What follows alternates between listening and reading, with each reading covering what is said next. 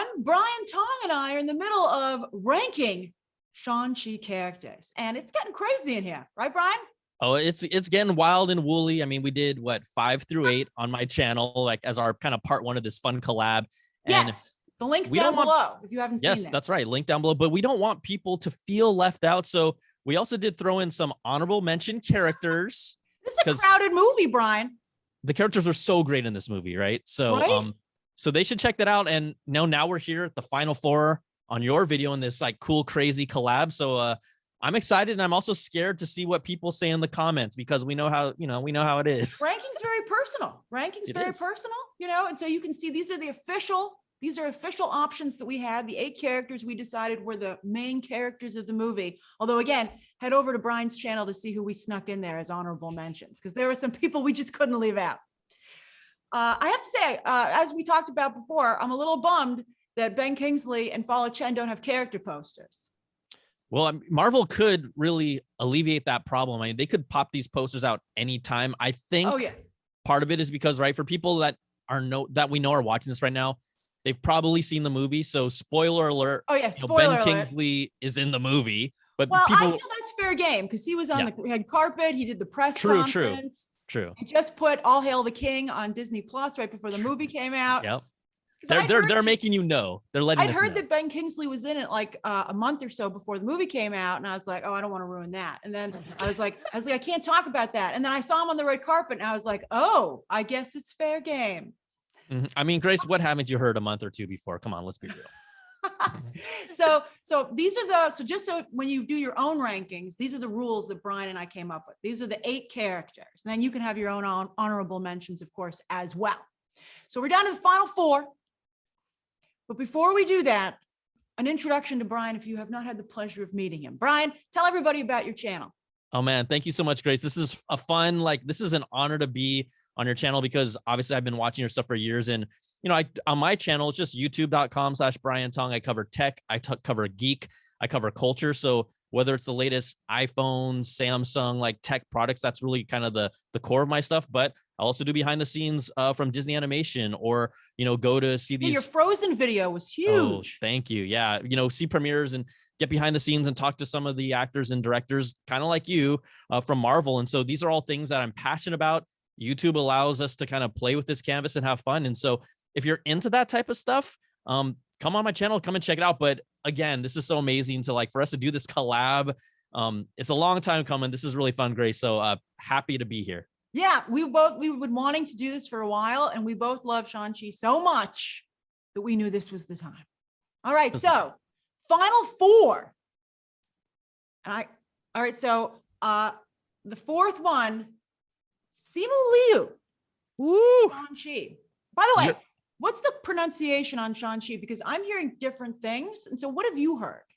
Okay, so I'm going to give people the benefit of the doubt.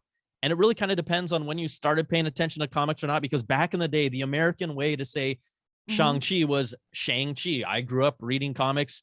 That's what we always called them here in the US. I am Asian American. That's how it was referenced. But, if you want to do kind of the proper, more Mandarin style, you technically would say Shang-Chi.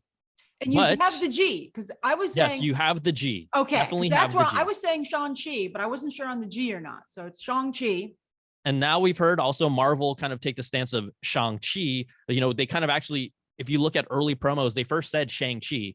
Then I think to be more culturally sensitive, which is completely fine and good for everyone else, they're saying Shang-Chi. So quite honestly, I'm not going to hold it against anyone, however they say it. I'm going to embrace it all because I want people to watch this movie and really learn about this amazing character. But you said there are 3 things. So you could kind of go different. Honestly, you could kind of say it different ways. I mean, even when they at the kind of Disney's presser, Kevin Feige even said Shang-Chi at one time. So, and that's the way they would say it in China, I believe, right? Yeah. Shang-Chi. So, yeah. I think that sounds the best. Personally, it does sound it is the right way to say it. So Shang-Chi that's great. So everybody, if people want to come at me, they can come at me, but I embrace it all.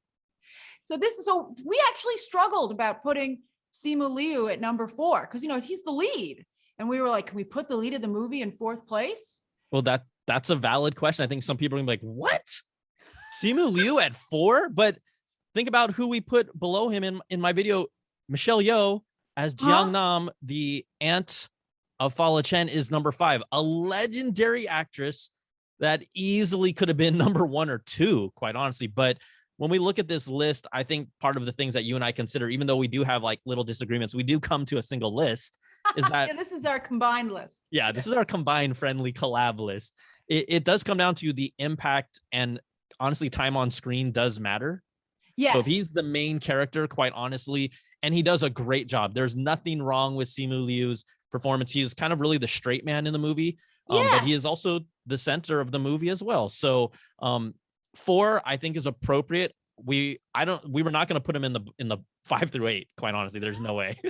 No, we knew he was top 4, and I can't imagine moving any. I mean, maybe he could be 3. I'll be curious how everybody else ranks it. But it got competitive in the top 4, Brian. It got competitive. But I have to say, I think you're right. He's a very good leading man. And one of the things I think is best about him, and I can see why they cast him, is he does feel very much like a Disney Marvel actor. He has that little bit Chris Evans, Chris Hemsworth vibe. I think that's a really good point. Like, he plays straight, but he has charisma. But he has really quite a good dramatic range if you watch the movie.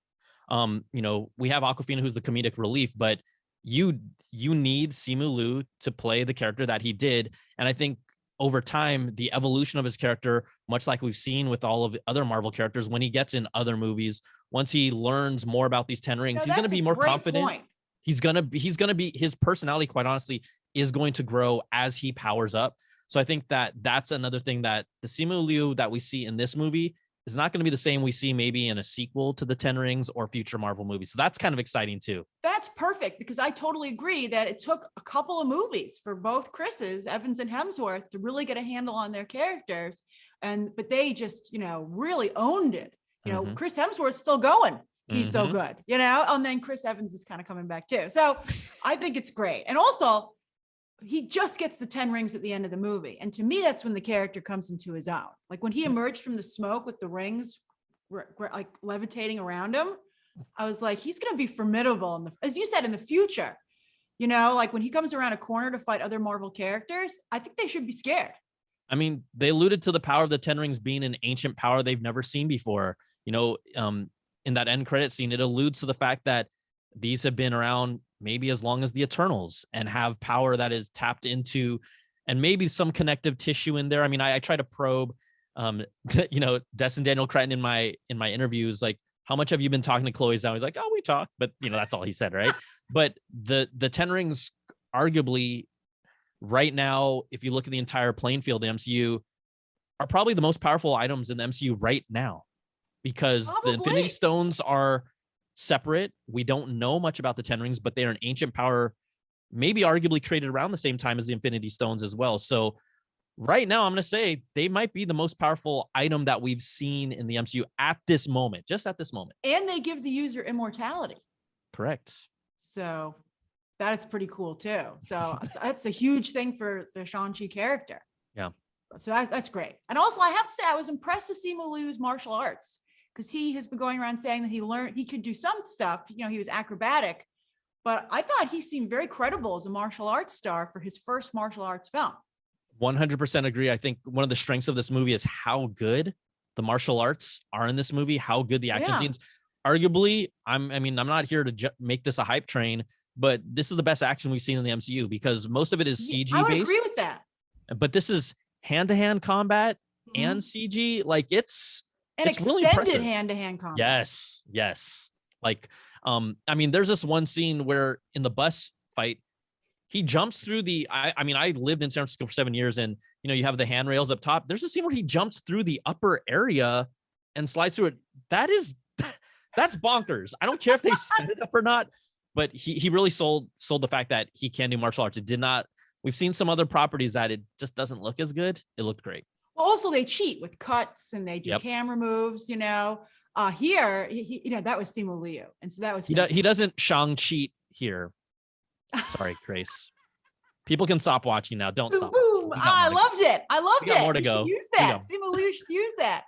That was fantastic. So as you can see, we have a lot of nice stuff to say about Simu Liu, which shows how competitive this top 4 is. All right, number 3, Ben Kingsley, aka Trevor Slattery. We put him above Shang-Chi. Did you think he would be in the movie for that much? No, I mean, I honestly try to stay away from rumors and reports. My hope was that they were going to somehow redeem maybe the frustration that some and maybe a large majority of viewers felt about his role in Iron Man 3. But Ben Kingsley is crucial to this movie. His appearance completely changes the tone of the movie into this whimsical, fantastical type part of the movie. So once he shows up, it literally, it's the curveball that even if you knew he was in the movie, you would not have expected Marvel to take it in that direction. Yeah, I think you're right. He's totally the movie's second wind. And it's like Aquafina almost passes the ball to him in terms of like this comedic energy, which I think, sometimes that gets in the way of Marvel movies, but this is a movie where you're like, the Marvel comedic formula works. Yeah, I 100% agree. I mean, look, it is Sir Ben Kingsley. And that's true. That we must have to like outright say that. Like it's not because of his title, but he was crucial to the film. And I think people are like, how do you put Simu Liu below Ben Kingsley, right? Well, if you watch the movie and you see some of the stuff that Kingsley does, it's pretty awesome.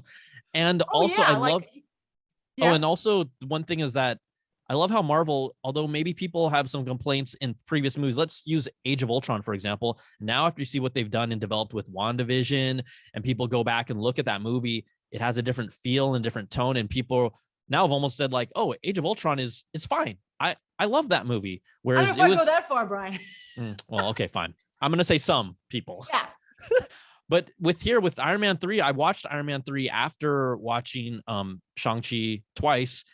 And it made me feel better about Ben Kingsley's role because of how he was portrayed and his role in Shang-Chi. So years later, it was fun. They did it the right way. Because that's no longer canon. When we first saw Iron Man 3, we were like, what did you just do? But now it becomes like an interesting setup to something that's so cool that, how can anyone be upset about how we got here?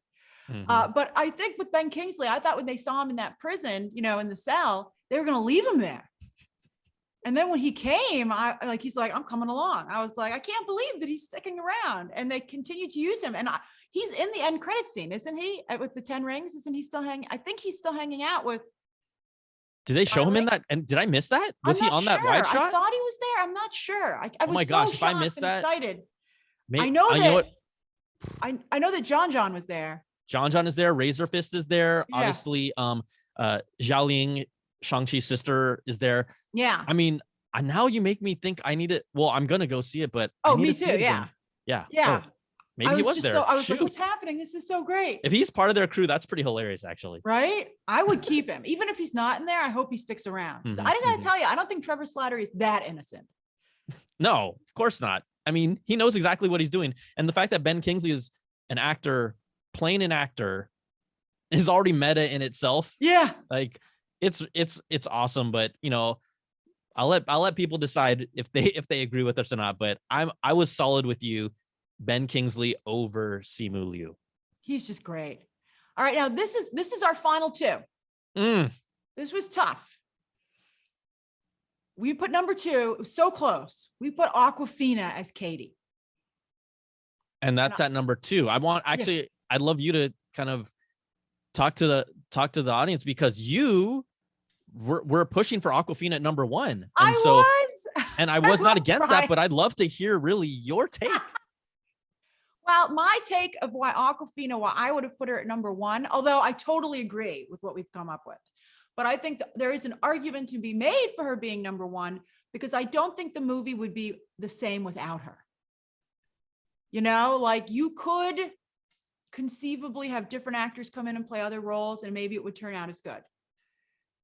But I feel Aquafina is so unique, and I think so uniquely used here. Like, how often does a love interest stick around for the whole movie? Right? Is she love interest, Grace? Well, that's a good question. I think that she is. What is your take on it? I think right now they're strictly platonic with potential for that to evolve. I thought, Agreed. right? To add to your point, I 100% agree. This movie is not the same movie without Aquafina. And look, people may have their own feelings about her past roles. I don't even care. She was amazing in this film. She's like really kind of she's part of the DNA of this film that grounds it because she's a human. She's his friend. We see a lot of stuff kind of through her lens, but she's freaking hilarious in it, and it's not overdone. Like, she's a really strong character in general. And my first apprehension when I heard her casting was like, oh, this sounds messed up, but I'll be honest, I hope she doesn't mess the film up by being too dominant in it. She didn't. Well, Marvel used her perfectly. Well, I think sometimes in the beginning she does overshadow Simu Liu just a little bit, but I think she brings an energy that's important. And I think that my concern about that went away after the bus fight because he held his own so much there. But, when they were just hanging out, I was a little nervous. I was like, she can totally overshadow him. And I think that Daniel Cretton knew when to pull back with her, and she knew too. Like, she's not like being really comedic in Tao Lo. She takes it seriously. She's not like cracking jokes about like the dragon scales and what they have to do. I think that, what I love about Aquafina is that I think she has this zany and loud personality, but she's also a really nice person. Sometimes zany, loud people are a little grating, and she just comes across so kind and like with such a great spirit. And I thought she lit up the screen. She needs her own set of rings though. I don't know how she can stick around for too long with just a bow and arrow. Look, maybe in future movies, Shang-Chi throws her a couple rings when necessary. I could see that happen. She could be the legend of the 2 rings. 6 and 4, right? He'll keep 6 and give her 4, and I think we'll be great. But here's the other thing that people might not know, and I had heard this recently in an interview. This is how important Aquafina was to this movie. When they were auditioning roles for who would be Shang-Chi amongst candidates, she said that when she auditioned and tested with them, she was the one that tested with all of the Shang-Chi candidates. She was cast first. So that tells you that, of course, you're always going to have chemistry tests, but it wasn't Shang-Chi cast first and then Aquafina. Oh, yeah, and then we picked the Katy. Yeah, it was Katy picked and then chemistry with Katy for Shang-Chi. So that even tells you behind the scenes in Marvel's mind how crucial she was to the movie. And I thought, if she's not in this movie is not nearly as funny. And it's arguably, probably like my favorite role I've ever seen her in. Yeah, or have the heart. Yeah, she 100%. Brings a lot She did a great of heart. job. Amazing job. She seemed like a wonder. Speaking of the platonic angle, she did seem like a wonderful friend to Shang-Chi.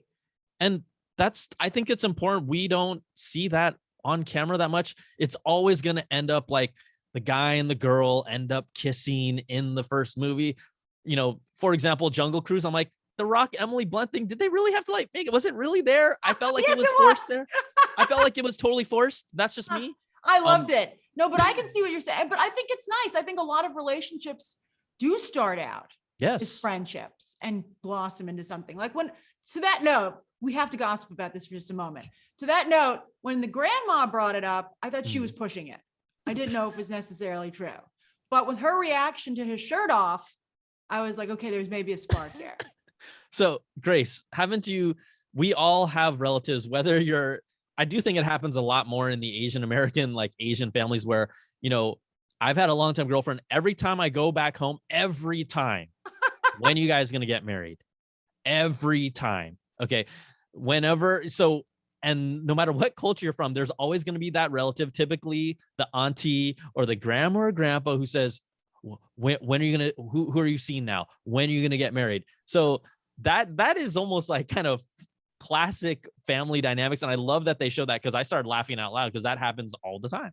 Oh, I loved that scene. And that was one of the things that also I think made Aquafina such a great character, that you used to meet her family so briefly, but it was just so heartwarming. I thought it was great. Yeah. And I mean, side note, they Aquafina's role in this, they kind of really showcased Eastern Asians with the mythology. They showcased Asian Americans, and she kind of fit in that slot as an Asian American who doesn't really speak Chinese, but is still Asian American. Tony Leung in the dinner table scene kind of tells her like, this is your name. It is who you are. And she's like, oh, I don't, basically she doesn't speak at all. Even Ronnie Chang says like, oh, I speak ABC because she doesn't speak Chinese. There are a lot of Asian Americans that actually don't speak their native tongue whether because they're embarrassed to or they grew up not learning, quite honestly. So I thought it was important that she was part of that mosaic of the basically different Asians you see. And she was arguably one of the strongest characters, so strong that we put her at number 2, Grace, and you put her at 1, and I'm okay with that. 2, yeah. And like, this was close, but I was happy with 1. When you suggested this person is number 1, I knew in my heart it was right. And that's Tony Leung, AKA Wenwu. He made me cry, Brian. The arranged, first of all, Tony Leung, legendary actor. Oh yeah. Like, him and Michelle Yeoh, legendary. If you can put the word legendary on top of legendary. Oh, like just for those of you watching who aren't familiar with Tony Leung, and you should be, like, he was in Hard Boiled, which is John Woo's iconic film before he transitioned to Hollywood. And then he was in Infernal Affairs, which is what The Departed is based on. One of my pet peeves is that people will see these American remakes and they don't know the foreign language film that inspired it, which sometimes can be, it's almost always just as good, and in some cases is better. Agreed. So he's like, as you said, legend. He's a legend. Yeah. And again, I think it's amazing that he got an opportunity to showcase his skills to the general American audience that is not familiar with him, quite honestly. His role, he does everything: drama, heartache, pain, love, his voice, the gravitas. Oh my gosh. When he was cast, I was like, I'm most excited about this movie for Tony Leung. Well, he was so great because, he was such a sophisticated character and villain, and a complex one. And he really was like, speak softly and wear 10 rings. He reminded me a little bit. I've been comparing him in my coverage to Michael Corleone. Like, you understood where he was coming from. When he said like a blood debt, I was like, I don't know if he's wrong. Quite frankly. I mean, those guys did kill his wife, who was, not doing anything wrong.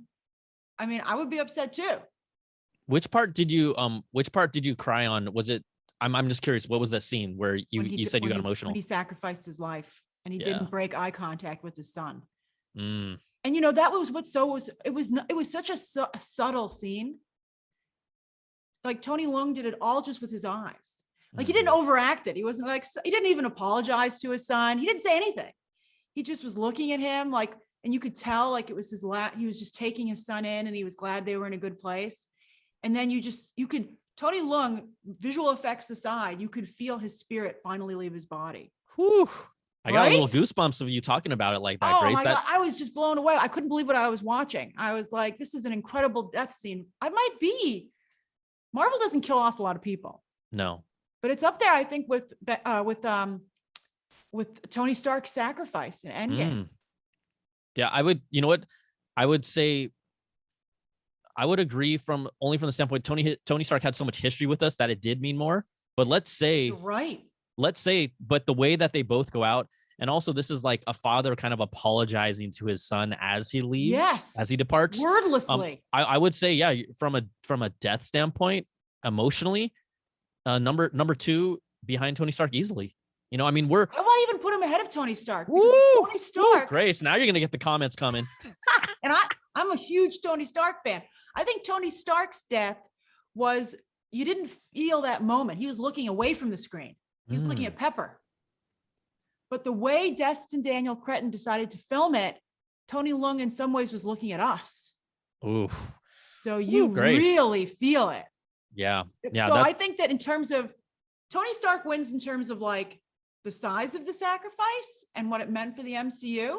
But in terms of an emotional scene, I think Tony Leung might have the best death scene in the MCU to date. Man, I'm not going to dispute that at all. I mean, I think that the other thing about Tony Leung is also we believe sometimes it can be corny when characters get wrapped up in their motivations because of love and be driven insanity by love. I did not feel that it was manufactured in a way that wasn't believable. I believed everything Tony Leung said. I felt everything he said during the whole movie. Well, that's a great point, because people got upset with Star-Lord in Infinity War for messing everything up about Gamora. Everyone was like, stop it, you're getting in the way. But I have to say, I never once blamed Wenwu for his motivations, at least at this regard. Yep. And I think 100%. And that's the beauty of Marvel, these are super powered beings that make stupid human mistakes. Yeah. Right. And it's always, Star-Lord's mistake was a stupid human mistake. We've seen in the Made in Spider-Man, a very Star-Lord way. Yeah, in a Star-Lord way. In the Spider-Man Far From Home trailer, we don't exactly know what happened, but is it really because Tom Holland's like, don't do this. Don't erase my life. And then everything goes to crap. Is that how the multiverse really started to happen? Exactly. So Tony Leung could have sold these scenes, Brian. That would be a funny series. Tony Leung doing these scenes, and you're like, now I totally get it. And that was the right thing to do. Absolutely. And I will say, I think to me, Tony Leung, and I feel like you might have said this somewhere before, we rank him so high in the MCU, and he only appeared in this one movie. He might be my favorite or second favorite villain in all of the MCU. I mean, Thanos is Thanos, but when you look at all the villains, he's got to be at least top 3. Top it's really funny you say that, because I would say that him and Hela are probably my favorite, and Kate Blanchett also was like one and done. Mm-hmm. I was like, this is great, but we got to get these guys to come back because, they both were just so good. Although Kate Blanchett didn't have the emotional arc that Tony Leung does. Correct. I think he might be the best. Although I'm excited for his daughter, Xialing, because I'd like to see her be more of a villain. I didn't think that Wenwu was that villainous, to be honest with you. I felt he was more sympathetic. I felt he was a businessman. He's a sympathetic businessman. Like Michael Corleone. I was like, this is the business that he's in. I mean, some people get hurt. I mean, yeah, businessman of the most powerful, global international crime syndicate. Well, they didn't set that. That's interesting. They didn't set up the 10 Rings as a terrorism organization here. That's an interesting distinction now that you mention it. They were more like organized crime, the 10 Rings, which will be interesting to see. And I thought that that's definitely the direction that Xialing is taking them in. Yeah. It's a business. I mean, I think I could talk about Tony Leung forever. I also just the beginning scenes where he falls in love, and we know this is the bad guy, but we see this man softened by love with Fala Chen, and this completely gorgeous romanticized fight scene that is just like great. Pure art. It is beautiful. I remember just being like, oh my God, this is so amazing. Like, we see everything from Tony Leung, everything. So he's got to be. Do you want him to come back, or do you feel that would cheapen his death scene? No, when you go out like that, yeah, and you can't come back. You can't come back. Marvel does like to keep more and more villains on back. I thought you were going to say you couldn't lessen that death sequence. You think that should be it? He should be done, because it cheapens how impactful. Like, to your point, like that's true. Here's my thought: he could come back in a prequel Disney Plus series. Although I don't know if Tony Leung would do Disney Plus. I'd be like, this is me in a pitch meeting. I'd be like, Tony Leung, everyone loves Disney Plus. It's very popular. I'd be like, let's do, because you were immortal, so you look the same for a long time. Let's just explore your life before you died. Hey, let's do it. I'm all for that, because we know, look, the MCU, if you're in the MCU, which many people are, you're pretty much going to watch anything MCU related at this point, right? Like, right. You have to, because no matter what, even at the end, if they just put one piece of connective tissue that makes you go, oh my God, like that's. And and by the way, they have to show where these rings came from now that we talk about it. Yes. So at the very least, we should see Tony Leung come back for how he discovered them. That's a great point. Okay. I'm with that. I mean, look, also being someone who's grown up on comics, no one is ever dead. So, I know, right? And no one's ever dead. Even if your soul was eaten by a demon. I think they have to stay away for a decent amount of time. It cheapens it when they bring them back immediately. But people come back immediately. They come back eventually. All right, so that's our top 8. Woo! And be sure to check out Brian's channel. He has pop culture stuff, but also such great videos about the latest Apple products and everything like that. I'm always impressed with your insider scoops on what's coming down the pipeline. Thank you, Grace. I mean, this was, like I said, it sounds silly, not silly, but this was an honor. This was so fun to do. I'm actually going to be very curious to see what the comments are. I wonder what people are going to think about us putting Simu at 4, quite honestly. Maybe, I don't know. Some people are going to be like Aquafina at 2, Simu at 4. That might be controversial, but when you look at the scope, we're evaluating these actors on their impact and how crucial they were to the movie. Yeah. That's I also what think a you have lot to of keep in mind. people have been saying stuff before they see the movie. Oh, totally. When you see the movie, I believe most people will be pretty close to us on Yeah. what we did in our rankings.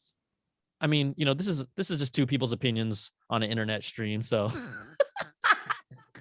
No, this is the 8, Brian. this is the ranking. This is important. This is the real life stuff, Grace. All right. Thank you so much for coming on.